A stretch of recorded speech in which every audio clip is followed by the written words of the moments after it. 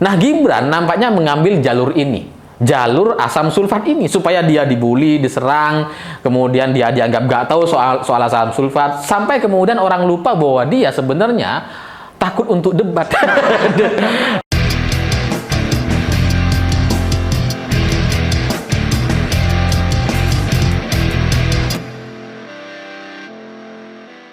Selamat malam semuanya. Hari ini Gibran Rakabuming Raka sedang ditertawakan oleh banyak orang, terutama dari kalangan ibu-ibu. Karena dalam satu kesempatan di hadapan banyak orang, tiba-tiba Gibran bilang bahwa ibu-ibu, cewek-cewek yang hamil ini perlu dicek asam sulfatnya.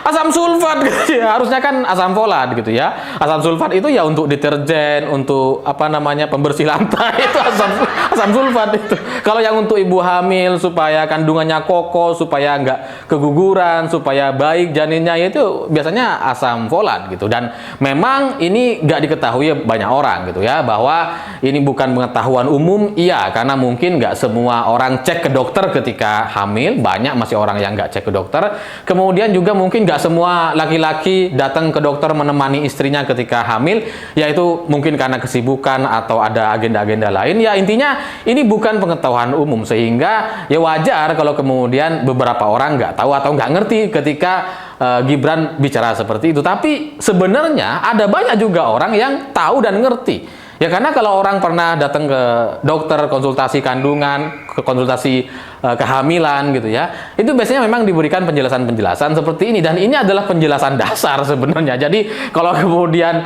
ada yang tahu dan sekarang menertawakan Gibran, ya karena memang mungkin di Indonesia ini sudah banyak orang yang konsultasi ke dokter ketika istrinya hamil. Makanya kemudian banyak orang yang sadar, oh ini salah, ini harusnya asam folat bukan asam sulfat gitu.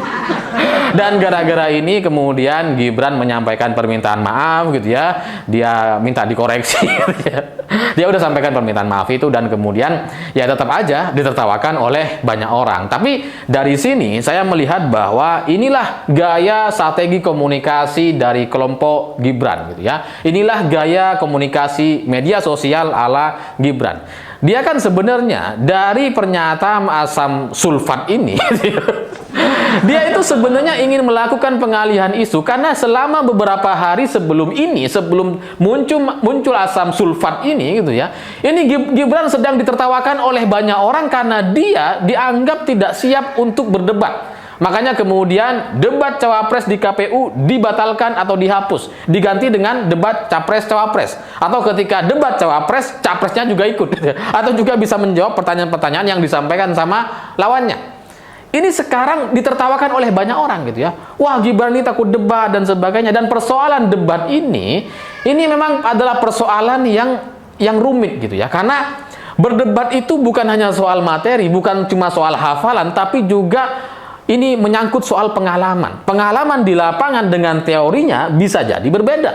Nah, soal berdebat atau kemudian tanya jawab secara terbuka, secara langsung dengan orang yang berpengalaman, itu memang susah sekali untuk kita lakukan. Dan ini pengalaman saya ketika dulu pernah nyantri gitu ya di sebuah pesantren. Itu kalau kita ujian itu selalu ada ujian dua jenis, ujian tulis dan kemudian ujian lisan. Jadi biasanya kalau kita ujian tulis, kita bisa hafal tuh. Kita bisa belajar, kita bisa ngafalin, kita bisa jawab pertanyaan-pertanyaan dengan tenang. Nilainya mungkin bagus gitu. Tapi ketika sudah masuk ke dalam ujian lisan yang berhadap-hadapan, ditanya langsung, ini bukan lagi soal hafalan. Ini adalah soal mental, soal pengalaman gitu. Karena yang kita hadapi adalah guru-guru yang kita yakini lebih tahu dari kita. Sehingga ketika dia bertanya, kita udah tahu dia tahu jawabannya, sehingga kita kadang jadi kayak ragu-ragu gitu. Jadi kayak nggak pede. Dan itulah situasi semacam itulah yang mungkin nanti akan dialami oleh Gibran ketika dia datang di debat capres-cawapres. Dia akan berhadapan-hadapan dengan orang-orang yang penuh pengalaman seperti misalkan Mahfud MD, Ganjar Pranowo, Anies Baswedan, dan Caimin. Dia akan berhadapan-hadapan dengan orang yang sudah malang melintang di dunia politik sejak lama gitu.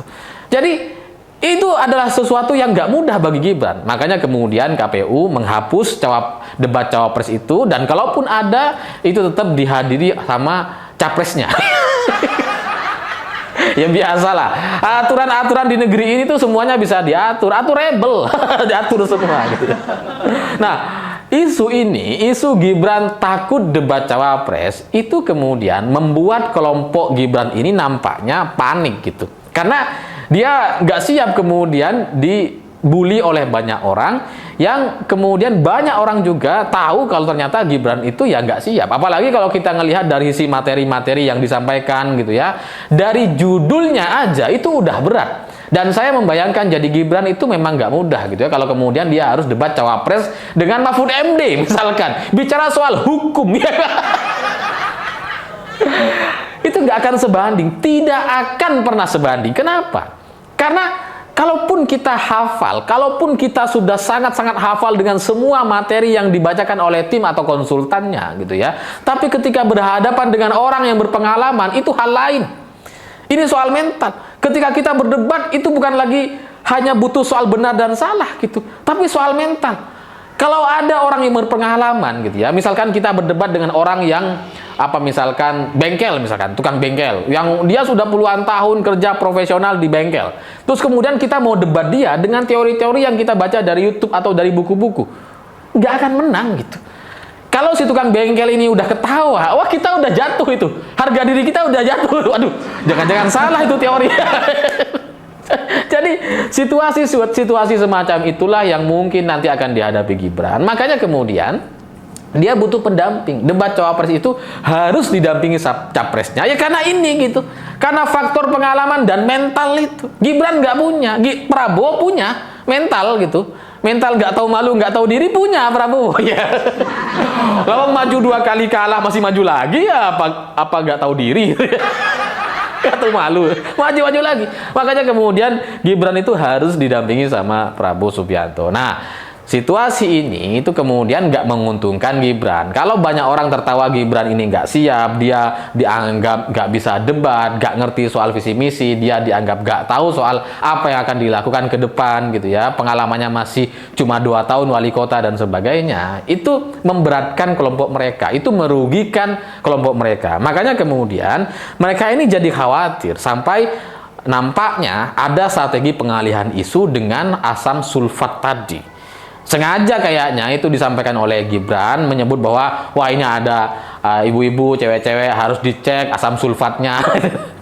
Itu kayaknya sengaja dia sampaikan supaya apa? Supaya dia dibully, diserang bahwa dia ini nggak tahu soal bedanya asam sulfat dengan asam folat. Dan kemudian dia minta maaf karena kalau kita bandingkan gitu ya, ini kan terjadi 2 kasus jadinya. Yang satu Gibran takut debat cawapres, dia dianggap gak tahu soal visi misi Indonesia ke depan, dia dianggap gak tahu akan ngapain nanti kalau misalkan jadi wapres gitu ya. Kemudian di satu sisi ini ada isu lain. Gibran dianggap tidak tahu soal bedanya asam sulfat dan asam folat. Ini kalau pilihannya 2, ya pasti ini lebih ringan gitu ya. Lebih ringan, karena dianggap tidak tahu asam sulfat dan asam folat, itu resikonya lebih ringan. Karena banyak orang juga nggak tahu gitu, banyak orang juga nggak ngerti. Karena ini bukan, sekali lagi, bukan pengetahuan umum. Karena faktor-faktor tadi, nggak semua laki-laki nemenin istrinya konsultasi ke dokter ketika hamil, dan nggak semua laki-laki punya waktu untuk itu. Makanya ini jadi pilihan gitu. Nah, Gibran nampaknya mengambil jalur ini. Jalur asam sulfat ini supaya dia dibully, diserang, kemudian dia dianggap gak tahu soal asam sulfat, sampai kemudian orang lupa bahwa dia sebenarnya takut untuk debat. Dia gak cuma bukan soal asam sulfat, ini soal gak tahu mau ngapain ketika dia mau mimpin negara. Dia udah nyalonin tapi dia gak tahu. Ibarat orang ngelamar kerjaan gitu ya, IT gitu, tapi dia gak tahu IT itu kayak apa ya. Pokoknya ngajuin aja deh gitu ya. Ya maklum, pamannya kan itu HRD misalkan gitu kan. Jadi situasi itulah yang terjadi. Pengalihan isu ini dilakukan dengan sangat-sangat sempurna gitu, sampai kemudian orang tidak lagi membahas soal debat cawapres. Orang lagi membahas soal asam sulfat dan asam folat ini. Tapi ya ini adalah satu pengalihan yang hanya sebentar saja. nantinya di debat-debat Capres-Cawapres semuanya akan kelihatan. Saya mengerti karena saya lama membantu Presiden Jokowi, saya ikut dengan tim konsultan politik Presiden Jokowi. Ya, bertemulah dengan banyak orang dan mengertilah soal pengalihan-pengalihan isu seperti ini.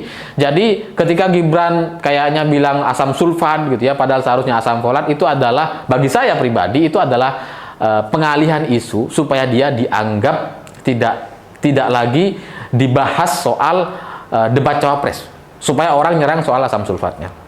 Tapi percayalah, semua pengalihan isu itu hanya sementara gitu ya. Karena masalah utamanya adalah debat Capres-Cawapres, dan masalah ini belum selesai, masih akan dilakukan kan, masih ada 5 kali sesi gitu ya. Jadi dalam bayangan saya ini, dalam banyak pertemuan itu biasa kita sebut dengan strategi balsem. Balsem itu nggak cukup untuk menghilangkan pening atau stres atau sakit kepala kita, tapi ya lumayan, mendingan. Itu balsem. Nah, asam sulfat ini yang kemudian, strategi balsem ini yang kemudian membuat Gibran menyampaikan asam sulfat. Ya, tapi ya nggak tahu, itu baru sebatas analisa saya. Terlepas apakah itu disengaja atau enggak, tapi inilah yang terjadi pengalihan isu yang lumayan sempurna. Tapi percayalah, orang tetap akan melihat debat Capres-Cawapres dan akan menilai bahwa nampaknya memang Gibran dan Prabowo Subianto tidak akan pernah pantas untuk memimpin negeri ini. Saya pikir itu. Terima kasih sudah menonton. Begitulah kura-kura.